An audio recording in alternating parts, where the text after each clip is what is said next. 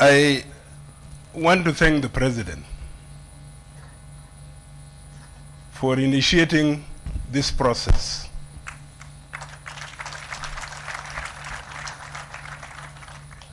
Before he initiated this process, there was concern from South Sudanese, from the region, from the international community, because time is running out. And there was no way forward. So questions were being raised. Are we going to crash? Or are we going to get a solution? Those who met me in my office or at home, I refrain from giving a solution. But I always refer them to a document we authored in March 15th, 2022, where we outline the status of the implementation of the agreement. And we said the way forward is for parties to dialogue. This is where we stopped. Because the senior person is the President. And clearly, he knows the challenges that are facing the agreement, the implementation of the agreement. He knows them, as we also know them. But without him making the move, it would be difficult for the rest to make the move. Although we think in IO, we had made the move in March. We have said we need to dialogue so that we find a way forward. When the President presented his roadmap for democratic transition to elections on the 21st, it did not take us a long time. I remember I was the first speaker after him, after the elaborate presentation made by Dr. Martin. So after Dr. Martin I spoke, I said, look, we have only two options.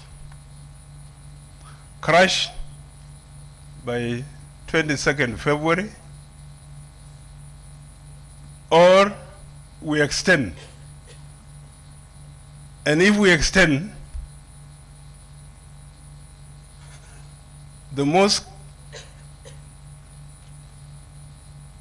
the issue of the Constitution is the one that is consuming more time. And as experts say, it takes 24 months to complete a credible constitution. And the experts are Max Planck Institute.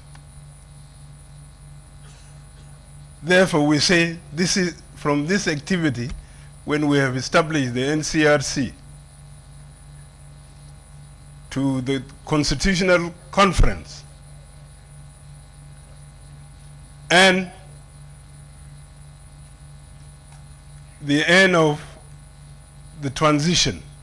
You have this activity of the Constitution, you have the activity of transforming the parliament into a constituent assembly, and the activity of elections. The rest of the activities fall within, including the security arrangements. That's why we came up with 24 months. Actually, the meeting finished because we are all cognizant that in the next 4 months, you cannot implement what is in this agreement. I thought they were going to talk about the percentages. 27.3% of the provisions are implemented. 31.3% of the agreement are work in progress. 41.4% is pending, not touched. So it means you have 72.7% of the agreement not implemented. You have no choice. You have to extend. Our concern was, if we extend, how do we sell it to South Sudanese? Because some people think extension is just for sake of being in power. But what choice do you have if you don't extend? If you don't extend, you go to square one. And we all know what the square one is. If you extend, then you will be accused that you want to stay in power. It's good that we are 5 parties in the agreement. If it was one party, then that one party would be accused for manipulating the situation in order to stay in power. So, but I want to say, the extension is genuinely for this peace agreement to be implemented. Nothing else. Because the people of South Sudan have a right to elect their leaders. After independence, we called for a transition. Before the independence, or while we were discussing the transition, others were saying we should go for elections. But we saw it was premature to go for elections. The national institutions were not established. The cadre that is supposed to run these institutions were not there. Some of you will remember we had to establish a diaspora desk in the office of the president to attract South Sudanese that have gone to diaspora to come and help in establishing the system. Now, we have unemployment. We have the necessary cadre to run the system in South Sudan. So there would be no need of a transition. But because this agreement, the title is, I didn't pick the title, don't accuse me, but it tells you, revitalize agreement on the Republic on the resolution of the conflict in the Republic of South Sudan. The agreement addresses the root causes of the conflict. So if you don't implement it, then the root causes of the conflict will still be pending. The reforms that are necessary for this state would still be pending. I recall in Rome, at the initiation of the peace talks in Rome, I had a discussion with Thomas Cirillo after the president left, and I remained behind to persuade him to come back. But he said, since you are committed to the agreement, go. If you implement it, you will have no reason to continue being a holdout group. I believe he kept repeating it to our delegations then went to Rome, that he has no agenda. If this peace agreement is implemented, all the solutions, the root causes of the conflict are addressed in this agreement. Now our challenge is, we are going for extension of 24 months.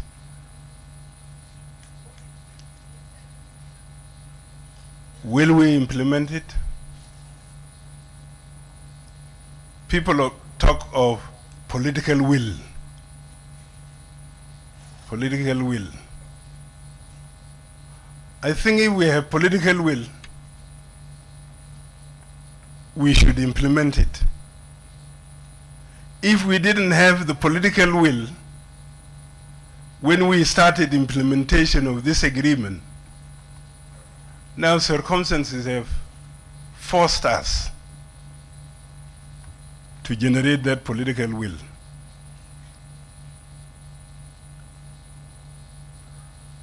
I agree with the first speaker from the civil society. When this agreement is described, difficult, complex, unimplementable, it gives you an expression of lack of political will. But if we take the challenge that we implement it, we should be able to implement it, because it's our agreement. And what is good that the president has initiated this, not coming from outside, not IGAD, not RJMAC, nor C5, not AU. We generated this will to implement it, to produce a roadmap, identifying what has been implemented, what has not been, what is in progress, and what has not been implemented, and have given ourselves the challenge to implement it in 24 months plus the remaining period of the transitional period. I think this is generation of political will. And therefore, we must move forward. This agreement cannot be implemented in a situation that the country structures don't change. The security system remains the same. It cannot implement itself. Because you need to disseminate it. You need these political parties to be active in the forefront so that the people can own it. So it needs political space. If there is no political space, you can't. At all, you can't. I think the last 30 months, I came to Juba on the 17th of February, and we formed the government on the 15th. And the SPLM-IO is there. I have not been invited to come and to go for a rally. And the reason is, people are afraid to hold political rallies. You can't transform. Political parties cannot survive if there is no political space. We took a stand as IO in Parliament when the Right Honorable Speaker made her summary of what she thought on the Political Parties Act.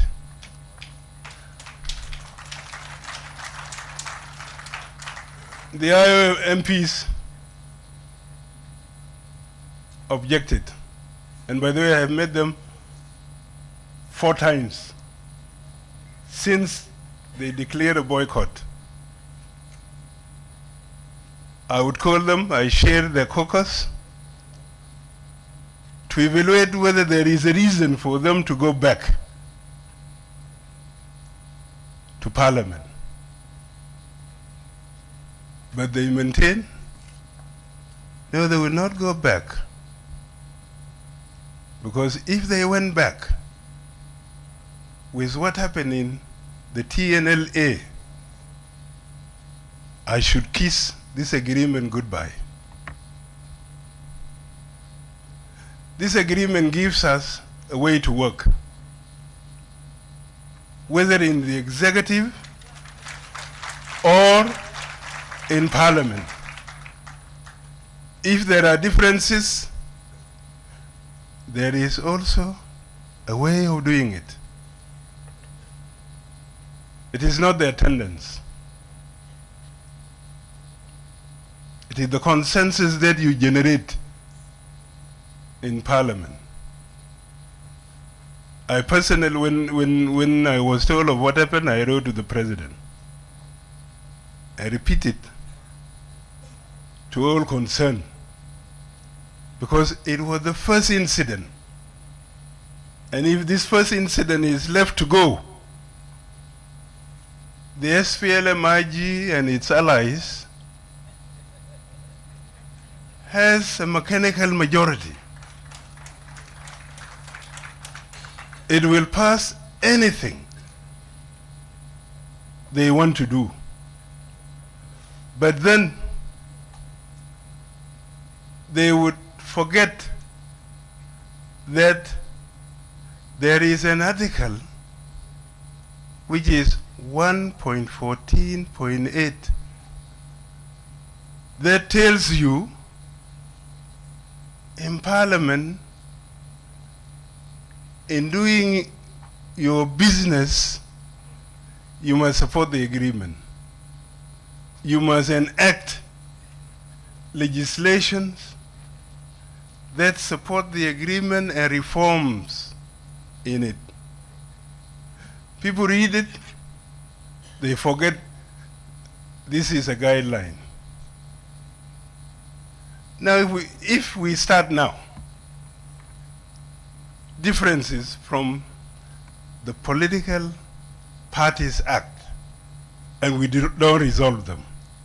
And Parliament continues to work as if nothing has happened. What are we saying? What is the message? Yesterday I followed the budget being tabled. Shankson described SPLAIO as a giant. Okay, if the other giant is absent, what are you saying in that budget?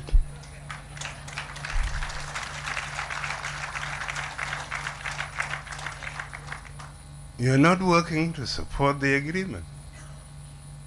You are not working to do reforms in it. So we have challenges. Challenges in operation, in even interaction. Yakana described it as deficit of trust and confidence. Before the war, I had many friends in this room. But if somebody wants to come to my house now, he'll have to come by night.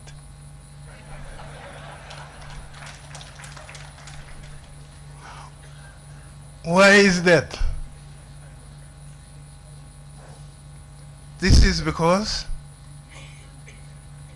the system has not changed. You are afraid.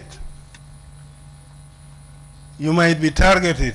You might be accused of working with the other political parties. Mr. President, when this function was delayed, it was to resolve issues. Who is to sign?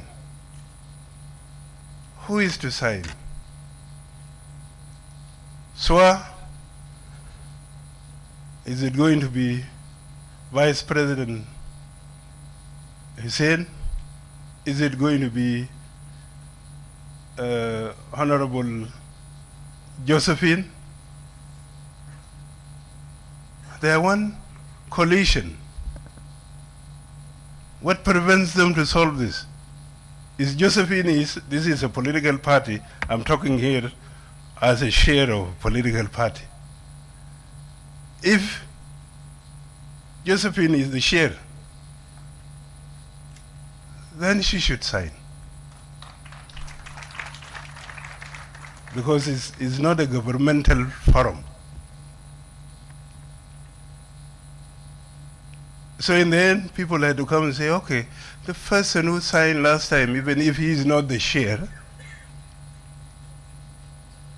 for sake of harmony, let Shankson sign.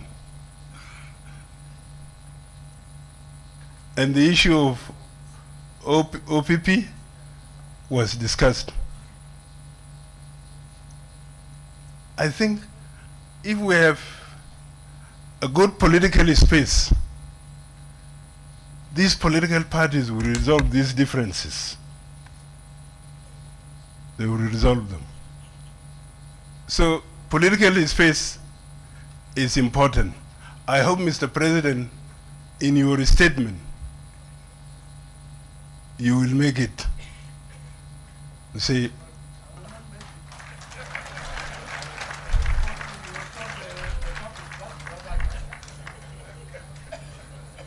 yeah, I continue saying it. Mr. President, in your statement, it would be good to guide the nation on political space so that these security organs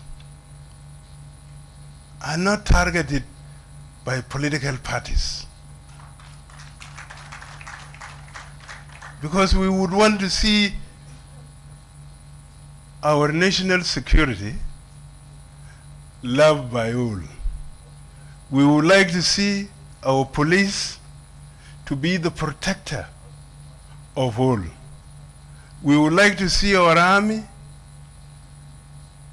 if one is in a bus, then a civilian will say, this man dies for me. Sit, take my seat. We'd like to see that. We'd like to see these organs supporting, serving our country. But with that direction,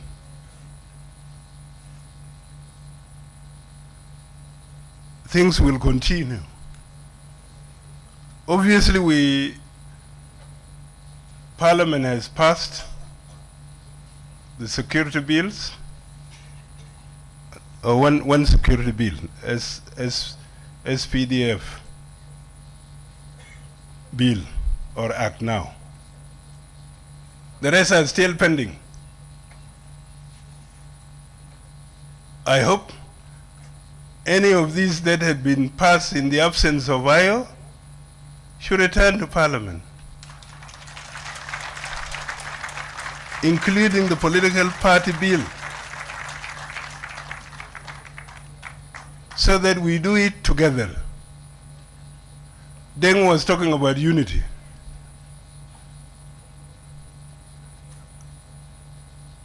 I agree with him, unity of purpose is important. Because so that others, like Shansen, are not deterred by the unity of SPLM. Because that would mean a one monolithic political party in it. But I want you to know one thing. The Kenyan example would not work with us. Many of the SPLM are ideologues. I want to explain. Many of the SPLM, whether it is IG, IO, they are ideologue. They have a perception, a vision of what this country should be. So it is not question of power. It is question of, you have a vision, where do you want to take this country to? And therefore, some will find SPLM, whether it is SPLM IG, SPLM IO,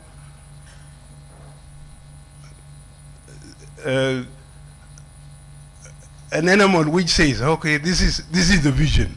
We must do it this way. But if we want to do what the Kenyans do, is good for their system. But for us,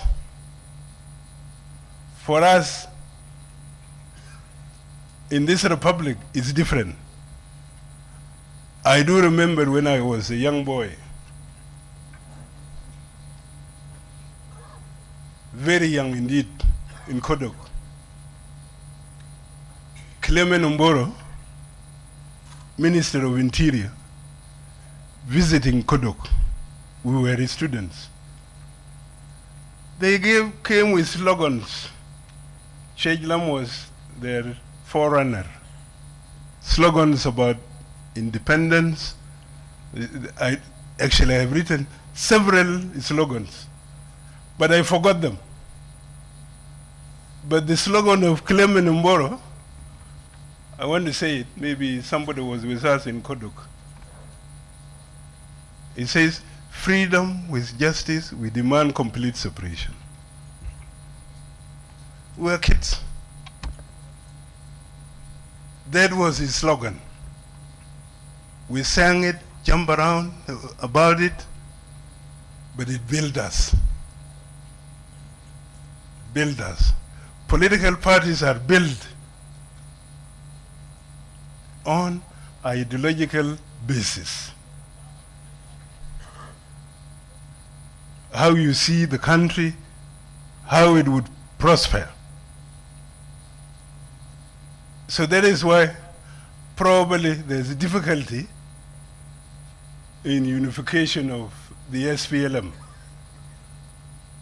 because political trends have come out of it, even probably in the real SPLM of Pagan. Political trends have come out, maybe in FDs.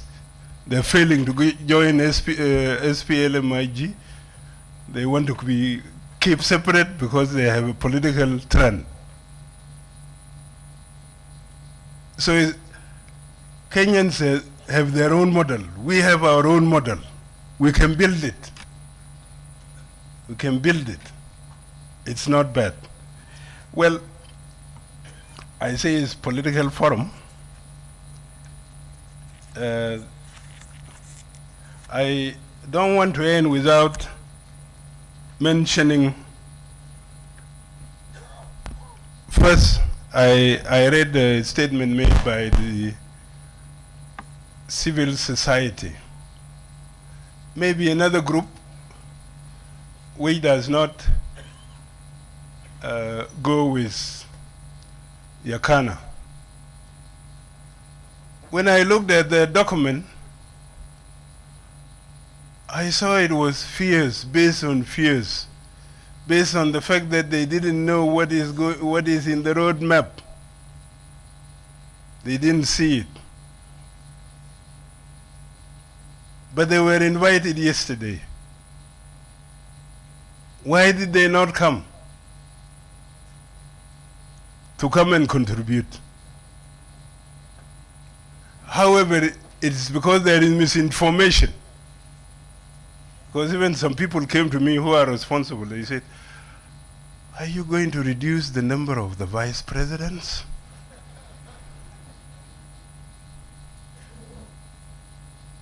Are you going to reduce the number of ministers? But I say no. What we are doing is an extension. We're not reviewing the agreement. We're only extending it. We're giving it timelines in the metrics. If we have extended 24 months, we give new timelines for the metrics. So that no vice president, no provision is going to be touched. I believe when Dr. Martin read the document, no provision has been touched except pushing the time for 24 months. So the document I read from the civil society, that group, they didn't wait. I think now when this document is public, their fears will be assured. But they may say, but this 24 months, but do you have a choice? Do you want to go to square one? No. In it. I want to end by also, I saw a letter written by our very good friends who supported us in this struggle, in this independence, Troika, expressing concerns. I think it was drafted or written from the fact that you have not seen the document. They should be encouraging issues. The issues they raised are issues that would encourage us go forward. I didn't see them issue a principle to boycott this occasion at all. And after all, we have been discussing with them. We have been clear that it is extension of the period, because even if we took it from the perspective of graduating forces, the food for the graduating of the forces may arrive today, and in Upper Nile maybe in a week's time. And when you graduate them, deployment also takes time. Okay, the biggest group of the forces is not yet there, because building confidence was not an easy thing. But they have done good, despite what has been happening. They maintain the peace. So we'll have, in phase 2, the biggest group. Maybe we'll have to expand the number of training centers so that we do it by February 22nd, 2023, all forces would have been trained, graduated, deployed. These are concerns we have. And our good friends from Troika talked about them in their document. But they're real concerns. So I take them as encouragement. And we know the US has withdrawn their support on CTSAM and on RJMAC. All we can do is to appeal to the US again. Resume the support. If the US is paying $1 billion